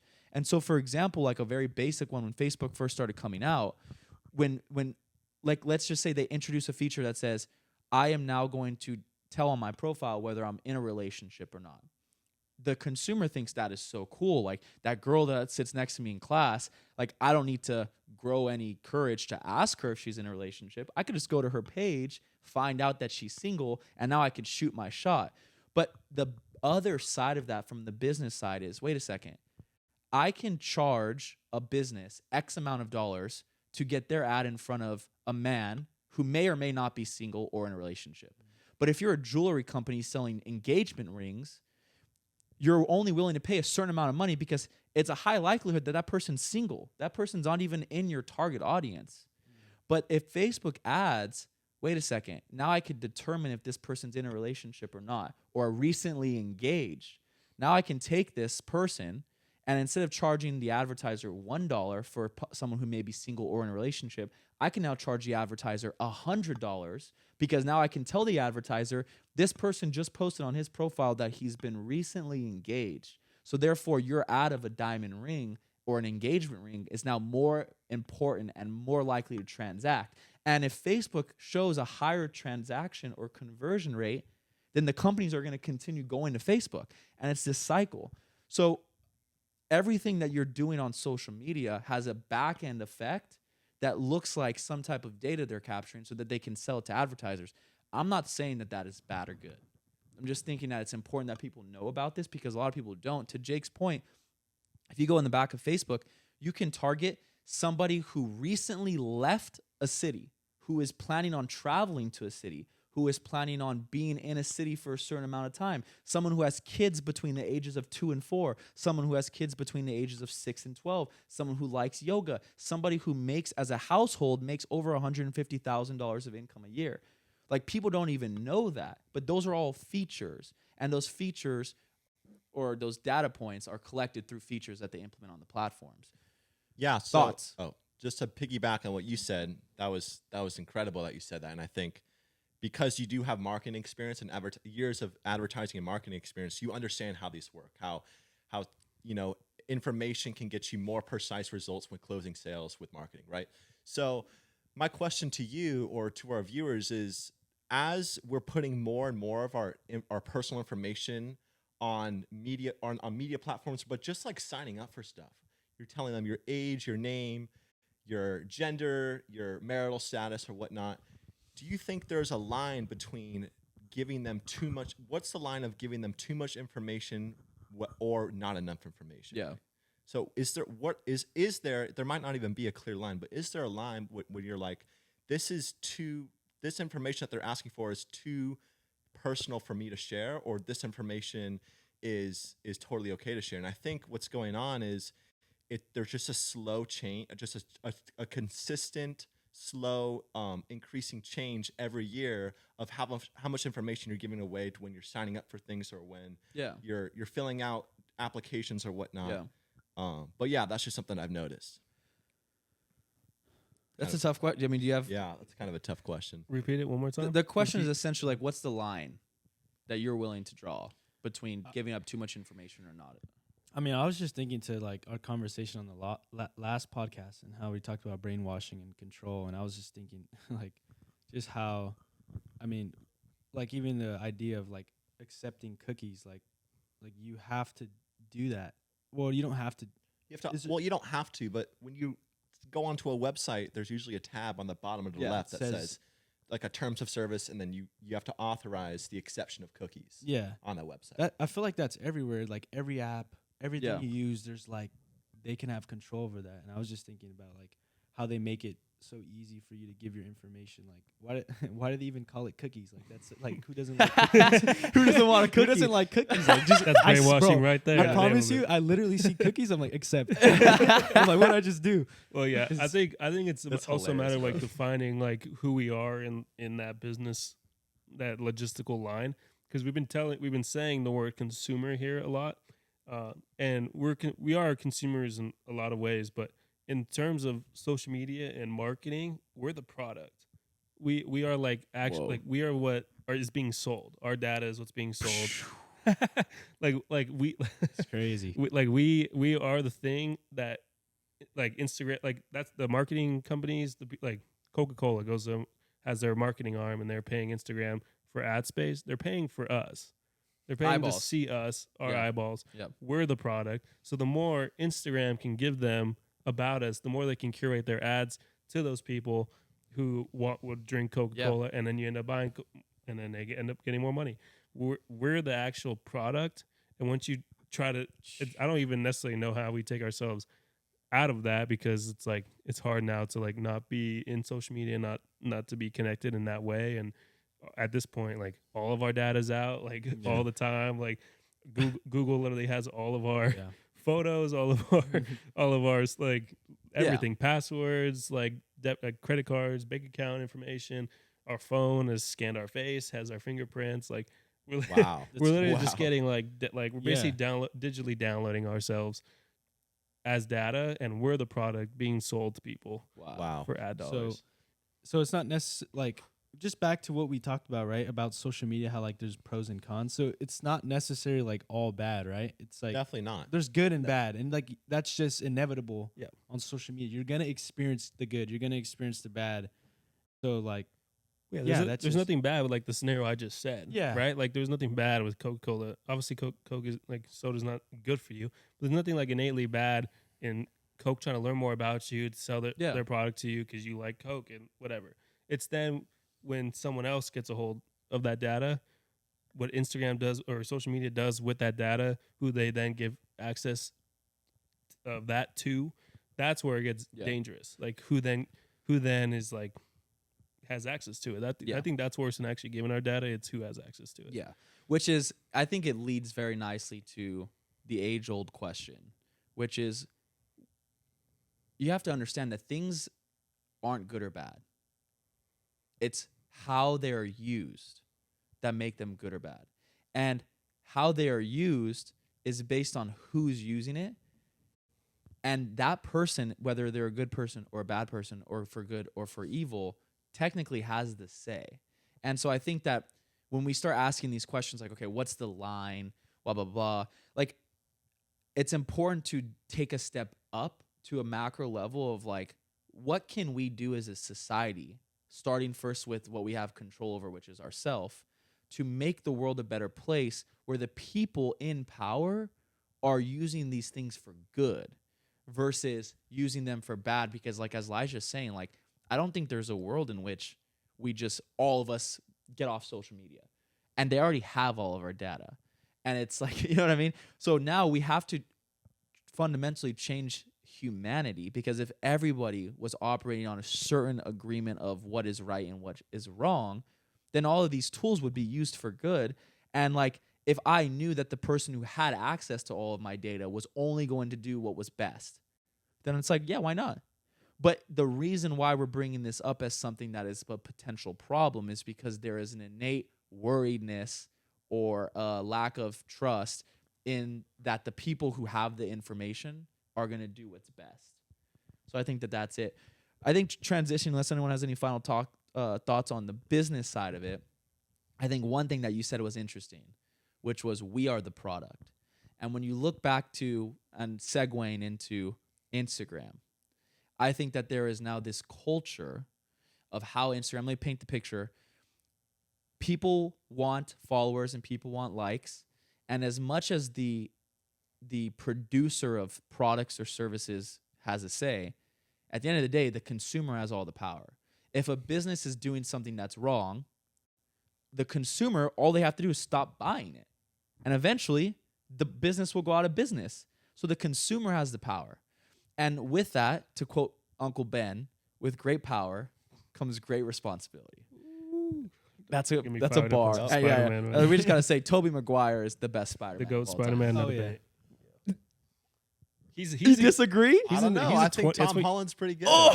I think he's great. He's 20 years old, everybody. Yeah, makes sense. Do you know who Tobey Maguire is? I do. Yeah. Okay. Different times. I saw him on the Spider-Verse. All three of them. Andrew Garfield, Tobey Maguire, and Tom Holland all came together. That was hard. That was pretty sweet. Yeah, that was a good one. The whole year. All right. Back to the point. With great power comes great responsibility. And so I'm going to paint a picture of what's going on in social media and then actually put the responsibility of it onto the men. So with social media, everyone wanting to get more followers, everyone wanting to get more likes, everyone wanting to do whatever it takes to get more likes and to get more followers for the promise that you can live a remote life where you don't ever have to work and you can make 50 racks a month. There has been this increase where a woman goes, I'm modest. I don't want to post my body.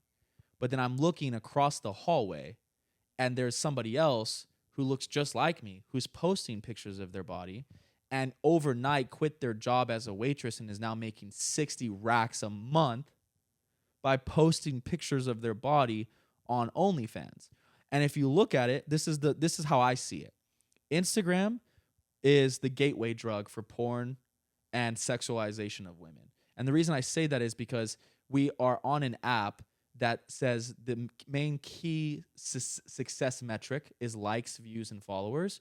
And how do you get that? You look at a girl who doesn't post anything of her body, and you compare it to most of the girls that post pictures of their body. Most of the time, the person who would post pictures of their body has more followers. And so then it fills into, now I want to make money for this, so I'll start an OnlyFans. And men are liking all of these photos, and then men are going on to OnlyFans and paying these women, and men are doing things with these women's photos that they shouldn't be doing, and men want more of it, so then they go on to Pornhub and they look at stuff like that, and now they go out into the world and they view women differently than how we're supposed to view women. Wow. So what do you think? Let's just dive into the conversation. Like, what do you think? Do you guys think that Instagram has become a gateway for OnlyFans, which promotes sexualization of women, which promotes porn, which promotes men looking at women as sexual objects? Well, I think you're totally right. I think Instagram has given people free reign, men and women, to do what they want, to post what they want. And from a numerical standpoint, in Instagram, it's status and power, not status and influence is huge, right? The blue check mark, the numbers, who got the most followers. And we live in a world today where if you supply the needs or desires of what people want on these platforms, you're gonna get followers, you're gonna get likes, you're gonna get what. So I think that's what people are doing, right? They're supplying what people want on social media platforms, on Snapchat and Instagram, and in return they're getting numbers. Yeah. They're getting numbers, they're getting likes, and that's what's fueling. And then that fed into OnlyFans, which I think it's all ridiculous, honestly. Well, it's like what you're basically trying to say is like supply and demand, basically. Like girls are realizing that there is a demand for it. That's what, like, unfortunately, men look at are very visual. So that's like Totally. showing men something visual gets their attention. They're invested in it. Whatever. I think like on both sides, men and women,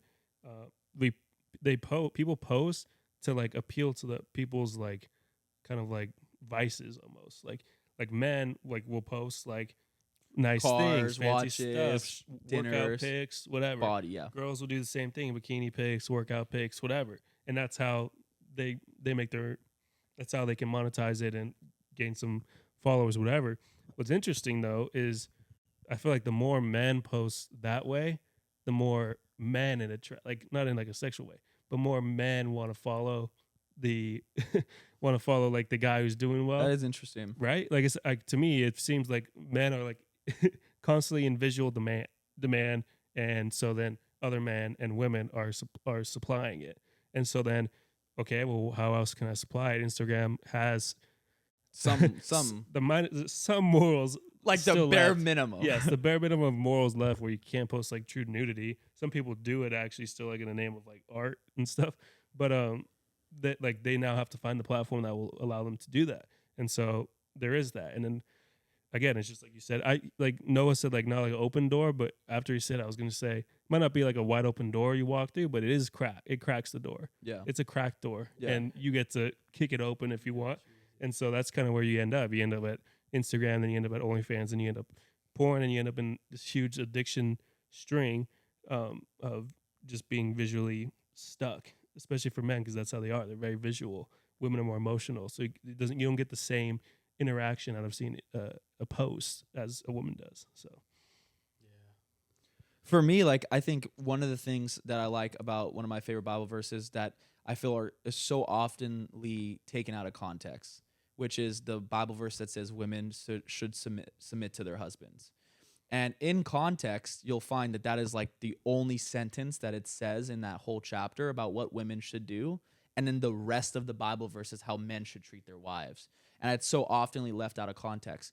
But following that similar structure, because it's a shorter list, like perhaps we can all spend our own time as men talking about some of the things that we feel from a men's perspective the women can do differently to start this conversation. But then I want to end it on the meat of the subject, which I think you mentioned this earlier in the podcast, which is when I asked you, whose responsibility is it? Is it the poster or is it the person who is viewing the post?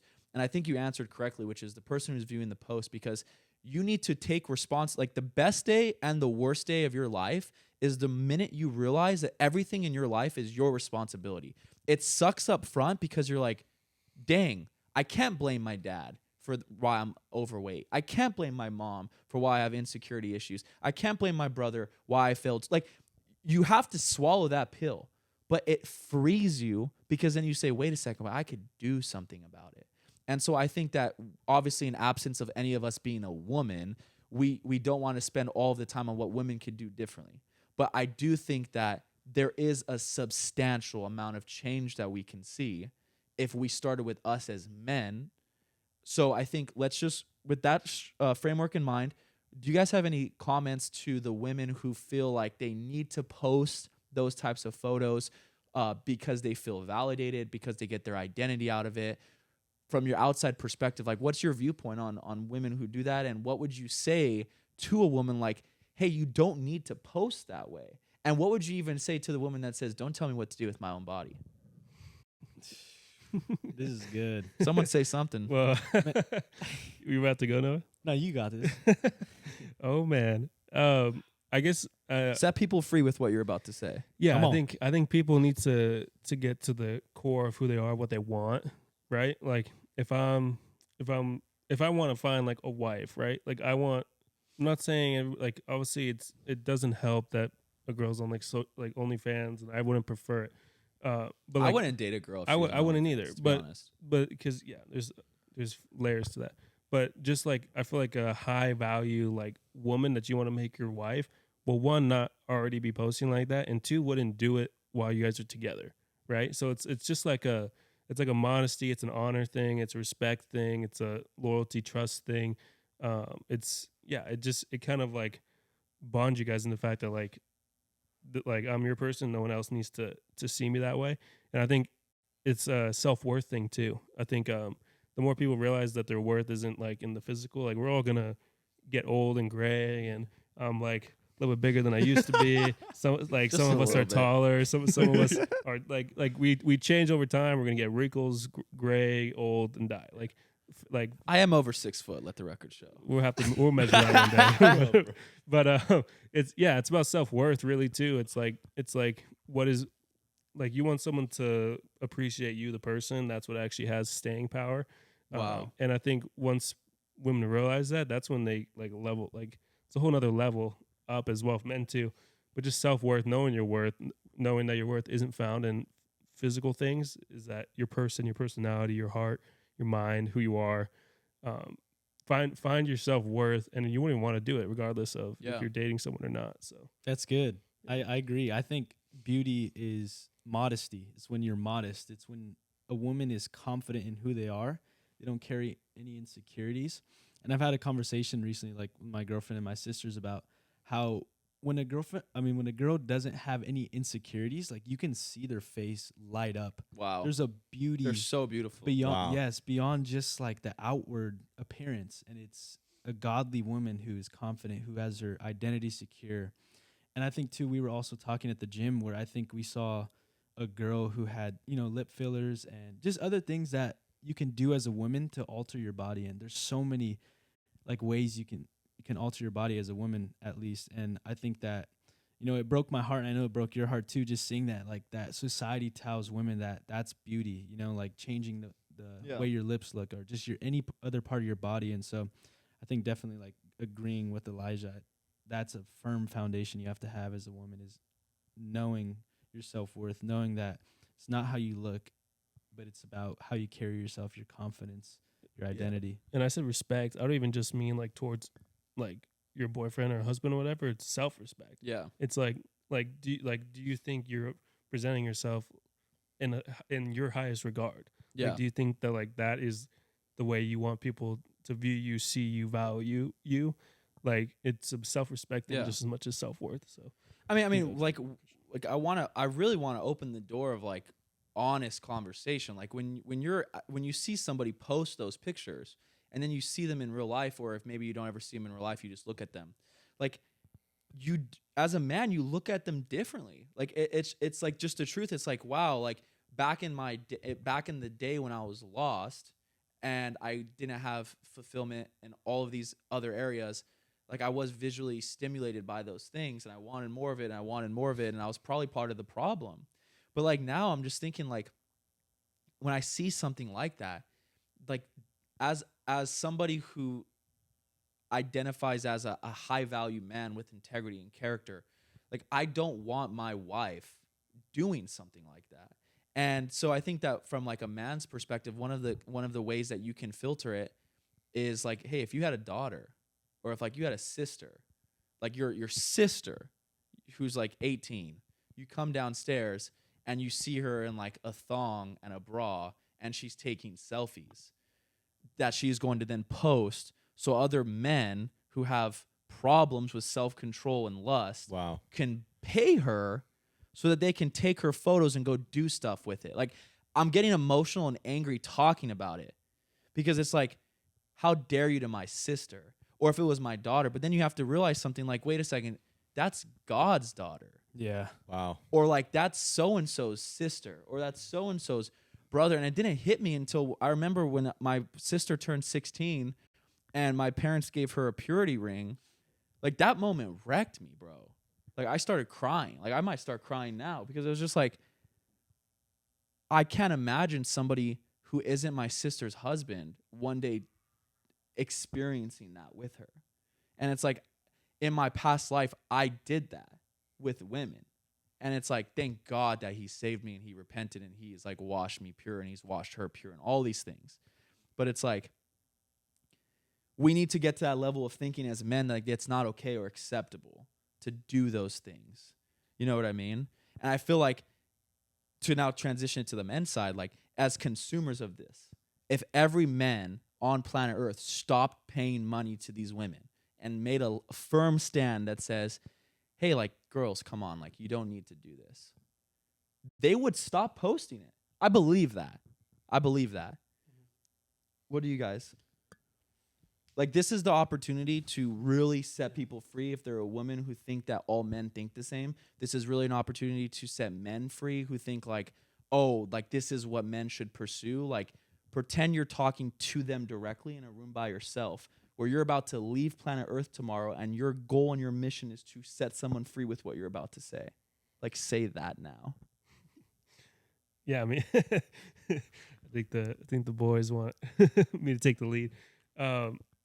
Yeah, I mean, again, like I said in the beginning, it's the it's like the accountability on yourself of what you're consuming. At the end of the day, there's so much coming at you, even if you're not on social media. Like, we're driving, me and my girlfriend were driving to Vegas for a trip with her family, and the billboards on the way there are like disgusting. Like, once you get into Vegas, they're disgusting. Like, everything, like there's billboards, there's stuff, there's always gonna be stuff. There's TV shows where you thought it was gonna be a sweet little, like, cute, like rom-com, and it's like an intense sex scene all of a sudden, and you're just like, what the, like, this stuff is everywhere and it's always inundating you, right? So it's a matter of, when you see it, what are you doing? So like some practical things, right, is like for men, I would say, is like, if something comes up like that, like one, obviously look away. One, I would say, two, I'd also say, like, pray about it, bind it, like, take control of your thought, acknowledge it is the first thing, like, acknowledge it, bind it, pray about it. And then also, like, with TV stuff, like TV shows and stuff, my girlfriend and I, like, regardless of how nice the movie it is, like, if something like that comes on, we skip it. Like, be like actually accountable for it. And we actually watched this podcast, this Christian couple, and it was basically, there's literally this app, which I'll probably get it, is you can put it on your TV and it will literally, like, you can filter what is shown to you. So like, if you're watching a movie and there's like nudity scenes or language or whatever, it can literally filter it for you, take that out and whatever. So I think it's really about acknowledging if you have a problem with it, by acknowledging it, binding it, praying over it, and then taking proactive steps to exclude it. So like, obviously, like, being off social media or unfollowing all those girls who post like that, or obviously, I don't know many people who actually pay for OnlyFans, but if you are doing that, like, unsubscribe, like, actually remove it. Is like an actual thing. And actually, me and Christian were talking one time, kind of off the sexual topic, but it was about like basically taking something and just ripping it out and away from your house, right? So there's this guy making this video about Pokemon. I think you remember that conversation, where he's saying like how there's like all this bad stuff in the history of Pokemon, why it was created, whatever. But people don't even realize that. And he was a Christian guy, he was like, no, it literally says like, you need to take this and rip it out of your house. Like, not just throw it into the trash, like, not just like put it like right outside. Like, take it to a dump, and throw it away.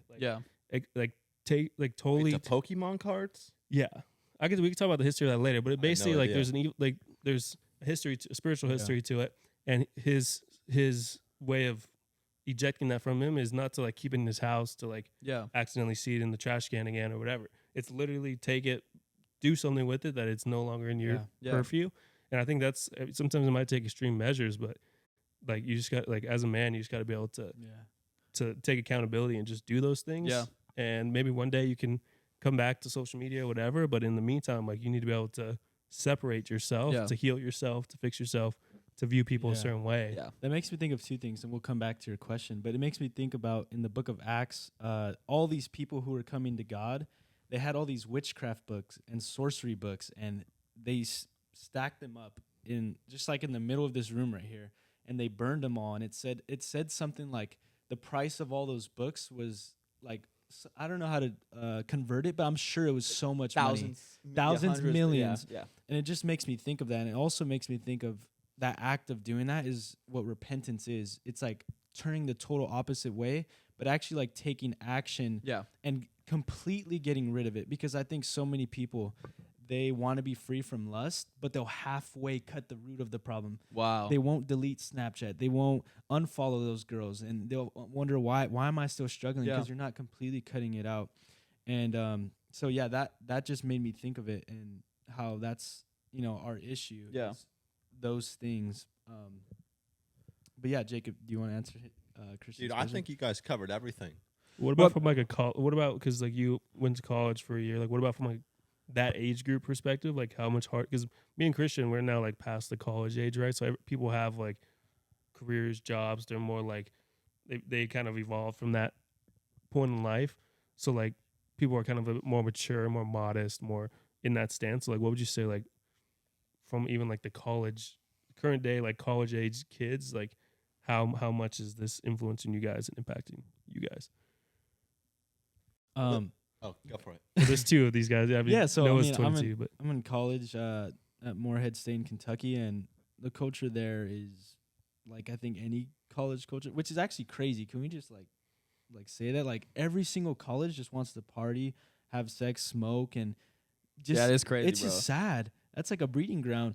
But yeah, I think the culture there is what I just said. Like people just are lusting, they're falling into sin. All of that is happening, and I think definitely social media influences it. Because you have girls who are posting these pictures, and they're getting fulfillment by what they're posting, and men are finding these pictures and they're like, oh, they have conversations with other guys and like showing each other the pictures of these girls and like, yeah, bro, like we got to go after that. Like, Yeah. and it's just this cycle that they're stuck in that they don't even know is like leading them to bondage. But like, kind of like what we talked about with the book of Acts and like what you talked about, like censoring stuff and just cutting off stuff. Like when you cut out things, you'll realize that you're more free than the fulfillment that you get, the temporary pleasures that you get. It's so much better being free from that and being an integrous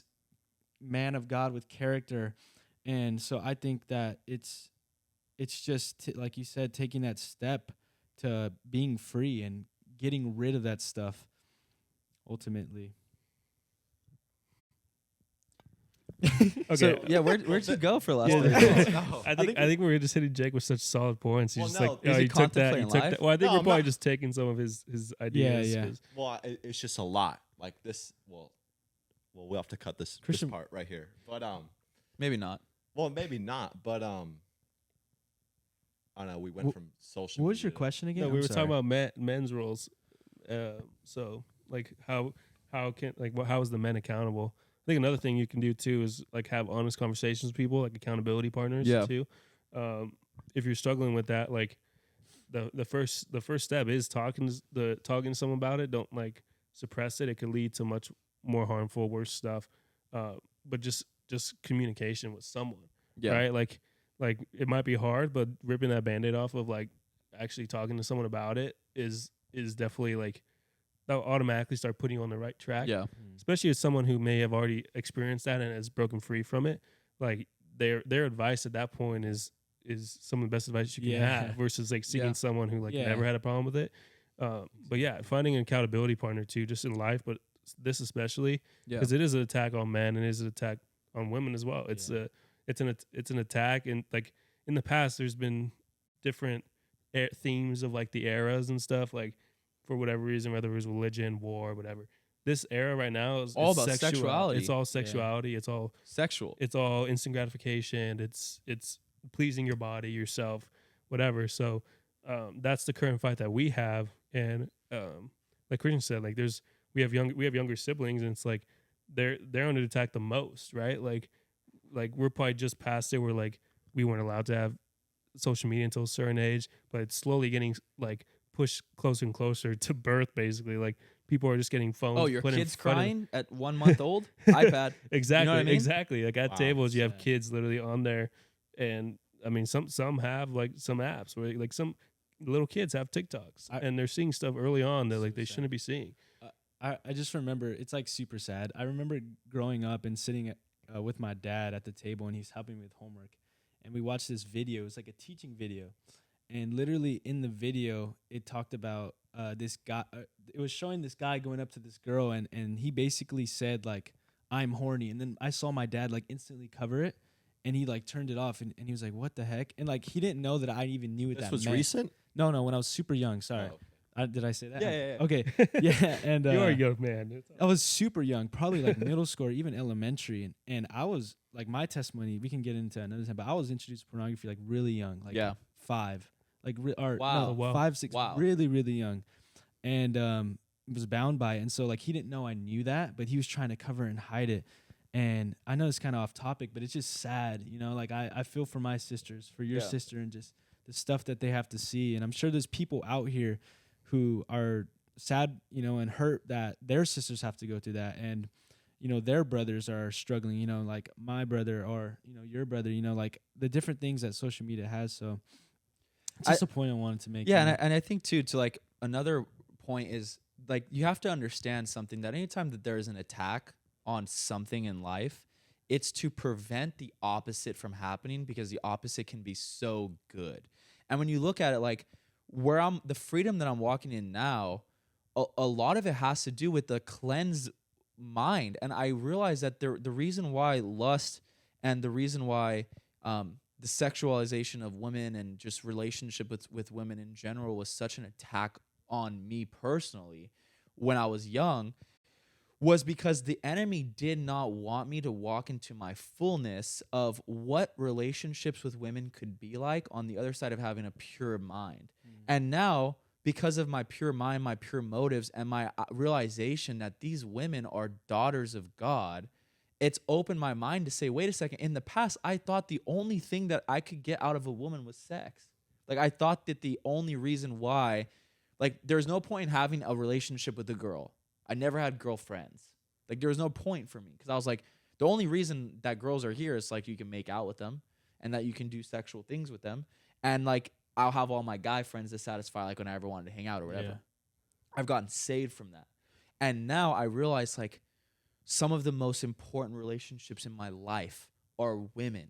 They offer a unique perspective. They are such a beautiful complement to my life. And I'm hanging out with groups of women that was never possible for me to hang out with before, because I had such a warped way of thinking. And I realized something, like there is such a benefit to my own life and to the world, I feel, that comes on the other side of strong relationships outside of a romantic one between man and woman. Like, there is so much power in having men and women who both were uniquely created in their gender, who both possess certain characteristics that the other doesn't, who innately, when they come together, represents one whole being.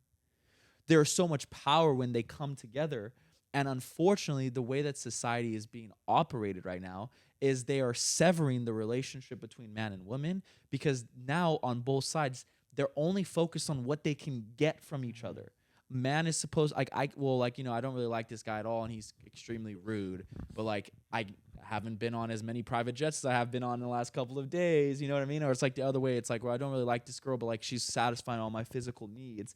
And it's like, how much longer are you going to rob yourself of the truest form of relationships that you could have with that person? Like, what if God's called you to be a big brother to that girl? Or what if God's called you to be best friends with her boyfriend, who she hasn't met yet, who you and him are supposed to change the world, but you're too busy focusing on what you can get from her that you never actually become friends with her boyfriend?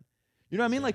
Like that is a real possibility of how life could work, and you're robbing yourself because you're only looking at her as this object. Yeah. You know what I mean? Yeah, and girls can, like, men need women and women need men. We work together, right? And like you said, in a healthy way. And I think that in my experience just with my girlfriend, I've experienced another side of God that I've seen through her that has benefited me so much. And it's actually accelerated my walk and understanding and relationship with God. So I think, like you said, like, we can benefit so much from each other. And like you said, like the friendships, even before I was dating, just like being in a community with men and women benefited me so much. Like what women have to offer men and men, women. And it really kind of similar to you, broke down and like washed my mind to like how I viewed women. Just being in a community of women who were secure, who had identity in God and who loved themselves, and loved others. It totally changed my mind from what I experienced in high school. And and I think that's the way we need to live. So to wrap up this conversation about, unless anyone has any final topics, I think obviously you can tell that there's a lot of passion on this subject, but to kind of tie it back into the overarching like general topic of this podcast, which is social media, we just have seen and have identified that social media is being portrayed and it has been constructed in a way where it's allowed a place for certain posts that shouldn't be allowed, and it's allowed the consumption and the progression of that behavior through exchanging of money, and it's allowed for all of that. And I feel like from a negative side effect of social media, that is something that I've seen, that social media is actually having a very heavy role in something that is fundamentally ruining or tainting men, their own relationship with themselves, how they view women, women's viewpoint of themselves, women's viewpoint of their own identity, women's viewpoint of their own self-worth, and ultimately how both genders interact with one another. This is going to be crazy, but I think I have a word for someone watching, and I think it's someone who feels very inadequate and unseen. And like I see an Instagram page and a profile with like 121 followers, and just like and I feel like they feel very like lowly and just unseen. And like I just want to speak to that person that like chills, and like you don't have to look to other people on Instagram like and look up to them like you need to be that person, but you need to find your identity in God and actually be so content at where you're at in life and what God is doing, because it's so much mightier than what you're seeing on social media. And so I just feel like the love of God over that person who feels inadequate, unseen, maybe even wanted to take your life, or you feel like you can never be like all these people you're seeing on social media, maybe because you don't think you're beautiful enough or you don't think you have enough talent. That's such a lie of the enemy. And I know this might resonate with other people, but I definitely feel for that one person, listening. And so, and for any woman out there too, you do not need the validation of a man to justify how valuable you are or your own self-worth. And actually no other person on planet Earth should ever have as much weight on who you are as much as what God says about you. So that's kind of the subject of OnlyFans, of it being a gateway to pornography and unhealthy relationships between men and women. I think before we wrap up, I know this has been a little bit of a longer podcast. Does anybody have any final comments? Just like if you had a list of like, here are things I really want to make sure get added into a podcast where we wash the brains of people under the topic of social media. I know we didn't necessarily talk about comparison. We didn't give comparison like, oh, their life versus my life as much light as some of the other topics. Maybe someone wants to add a few points there, or if there's any other points that I haven't mentioned. I know time consumption could be another topic. Does anyone want to take the mic? I will just kind of do like a key takeaway. I know Jake did a lot of work on like time consumption and comparison, so I'll let him do that. But just kind of like a key takeaway and like some practical things is just like just basically sitting down and just trying to like almost like you're like building like a diet almost, or like a fitness program, or like a budget maybe. Like just like basically sit down and like actually like practically make like a list of things you can do to like protect yourself from it. So good. Sit down with someone else and do that. Someone like your accountability partner, someone you feel like you might have impacted by your past actions. Like sit down with that person and then go through it together with them. Set boundaries. Make a list of boundaries. Wow. And like I've done that with my girlfriend. It's like and then you pray over it. Like these are the boundaries. Like actually make like a actual cutout time of making boundaries, a list of ways how you can avoid it. Like just literally like being very proactive in that sense. And just if you're gonna have it, I mean, a lot of people don't struggle with this stuff. But if you're gonna have social media, like develop a healthy relationship with it. Like limit your time on it a day. Like you're like, maybe I'm just on there to post and just check up on a few people and I'll be off in 10 minutes. Like have legit regimented ways to get you away from being stuck in a place where you can fall into some traps, can be brainwashed, manipulated by certain, things in culture. Like literally sit down, give yourself like a healthy diet of what you should let in, what you shouldn't, your game plan to attack things that come.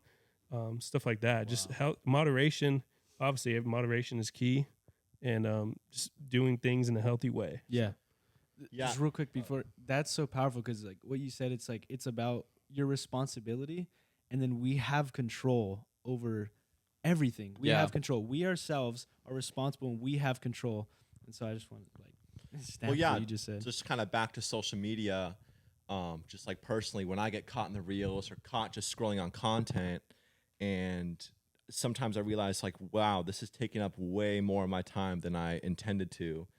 What I didn't find success is just deleting it right away and then not having a substitution. Because when you delete something right away and you don't have a substitution for that time and energy, by default, you're going to go straight back to those regular coping things. So for me, like personally, what I did was I would delete social media off my phone and say, instead of going on social media and sitting on my couch and scrolling or being on YouTube or being whatever, I'm going to substitute it for going to the gym. I'm going to take a walk. I'm going to read a book. I'm going to talk to my mom or talk to my dad or talk to the people that you're living with or something. So just not just deleting it right away, but providing a substitution for that time and energy, or else I believe you'll just go right back to default. Wow. Yeah. Some people can't just go cold turkey like that. Like, like if you're addicted to something, like it's not necessarily an on-off thing. I've do like, see, that's the thing with me. Like I'm able to tell myself like, no, this is what we're doing now. We're stopping. Yeah. So like I've been able to just delete it and like it doesn't even impact me because it's not there. Like it's the same as like if like you're on Instagram for a while, and for me a good example is politics again. Is like you sit there and you get so get so emotional about all the politics you're seeing, but the second you and you think like the world's gonna end because of how bad it all sounds, and then you delete Instagram and you don't hear anything, and the world's all sunshine and rainbows outside. Yeah, everyone's happy. People of all races, whatever is like all, like religions, whatever is out in the world, being nice to each other. Everything's going well, and you just realize it's like a kind of a vacuum that you find yourself in. But yeah, like some people can't go cold turkey. Like again, what's healthy for you? What makes sense? I know like my girlfriend has a business on there. She's running, so she'll just during work hours go on and post what she needs to, like kind of recruit people because she does esthetician stuff. So like kind of like reach out to some people who want like some deals or whatever. But literally manage your time. Like you said, like you're stuck on it. Put in a different time. Limit the time and substitute it if you can't. Just cold turkey it. So I think too, like part of what you guys are saying is so important because we mentioned this and compared what we're seeing on social media to what we're seeing at large from just the communication tactics of the people who have the mic in the world, which is this idea of this algorithm and this idea of I can predict a behavior based on past patterns and behaviors on how you're going to act in the future. And I promise you right now that if you implement any of the strategies that these three guys or I have outlined, the algorithm did not predict that you were going to do that. Like the algorithm did not predict that you were going to sit down, listen to this podcast, and then take out a journal and write all of the boundaries that you're going to set to prevent yourself from falling into traps that you yourself want to get out of. That is what we are trying to do with this podcast, is shine light on something that is going on and then give you tools that if you acted upon these tools will surprise and go against the algorithm that is trying to keep you in a certain predictable pattern. And I think that part of that too is like, for example, when I go on social media now, I do everything almost the exact opposite of what the algorithm tells me to do. Like for me, the trailblazer you are, Christian. Well, it's because like, when so you're off Instagram for 2 years, you come back, you don't really have a preconceived notion of how Instagram's supposed to be. And so I came back and I was like, my first video ever was 9 minutes. And I'm like researching. I'm like, well, I got to get this thing down to 15 seconds. So what do? I post a 15-minute video. And it's like, you need to post once a day at this time. So what do? I post 3 times a day at the same exact time. And it's like, culture tells you have as many followers as possible and follow nobody because it's cool because of the ratio. And it's like, for me, I follow everybody. Because for me, it's like, you know how many followers I've gotten that I know need to hear this message? And how I know that is because they've DM'd me saying, I don't know how I'm on your page right now, but I'm on it. And your message was just for me. Like I was just crying. Wow. That's and powerful. Now I'm watching your video and it's like you made it for me. And I'm like, bro, I just clicked follow on like 4,000 people. And it's random to me, but it's not random on who God put under my finger to click follow on. And it clearly wasn't random to her. And so it's like culture wants you, especially if you have a good message, to think, crap, or like I can't get my message out by following a ton of people, because what if someone shows up on my page and my ratio's off? Like they're not going to think that I'm cool. Who is they why do they have any say in your life? And like, I don't need someone to tell me if I'm cool or not, bro. Like, I'm on a mission. You know what I mean? Like, I'm on a mission, and there have been so many people who have only come to know that I exist by me following the 700th person in a row that day. Yeah. You know what I mean? That's powerful. And so you have to break against the algorithm to see things that you haven't seen before. And I mean, it just shows that impact is not all about how many views you get, how many likes you get, how many comments you get, but that one person that God wants to reach through you. Yeah. And that's real impact. And I like the mission thing you said. Like, it's a good example. It's a good way to find, like, another thing you can do practically is literally define like your goal of having social media. Whoa. Like you said, like his mission right now is kind of your why. Yeah, 100%. Like, what is your why? That's like, good. especially if you realize it's harming you, or you have comparison problems, insecurities, whatever. If you acknowledge that that's happening, then find out why you're still on there. Yeah. And is it a valid reason? That's really And good. if it's not, then you either should just obviously take it out of your life, or like find an actual positive reason to use it. Like, if your excuse is like, I want to stay connected to people that I don't know or I haven't seen in a while, whatever, like, that's all dandy. But if you're also on the side, like, also like starting to compare yourself to some other people, the For You page people that you don't know, like, then that, like, you have to cut that off. Like, don't follow everybody who you don't know, like, on a more personal level. Like, only the people that you actually want to keep in contact with. Yeah. If it's for business, literally just use it for business during business hours, 9 to 5. I'm not going to use it after 5, like 9. I'm not going to use it before 9 when I first wake up. I'm not going to use it after 5 when I'm off work. It's work. Like, set those boundaries, find your why, and stick to your why, especially if it's an issue for you. So I think that was good, the whole mission thing. Thank you, bro. Yeah. Nah, dude, you guys covered it all. Thought it was great. Awesome. Jake is on fire today, if anyone hasn't noticed. Yeah, I mean, I guess any closing thoughts? I think, we can probably make 50 podcasts about social media. Well, no. Yeah, I don't know. I just think we covered so much. Yeah, you think we get left a lot of food for thought for these people? Oh, absolutely. I mean, some high-level punchlines, like some things we didn't say is like, the amount of likes you get doesn't matter. You know what I'm saying? Like, the amount, like, you have to ask yourself, why are you doing the things that you're doing? And then you have to say, okay, well, if I'm doing it for this reason, then what are the key metrics of success?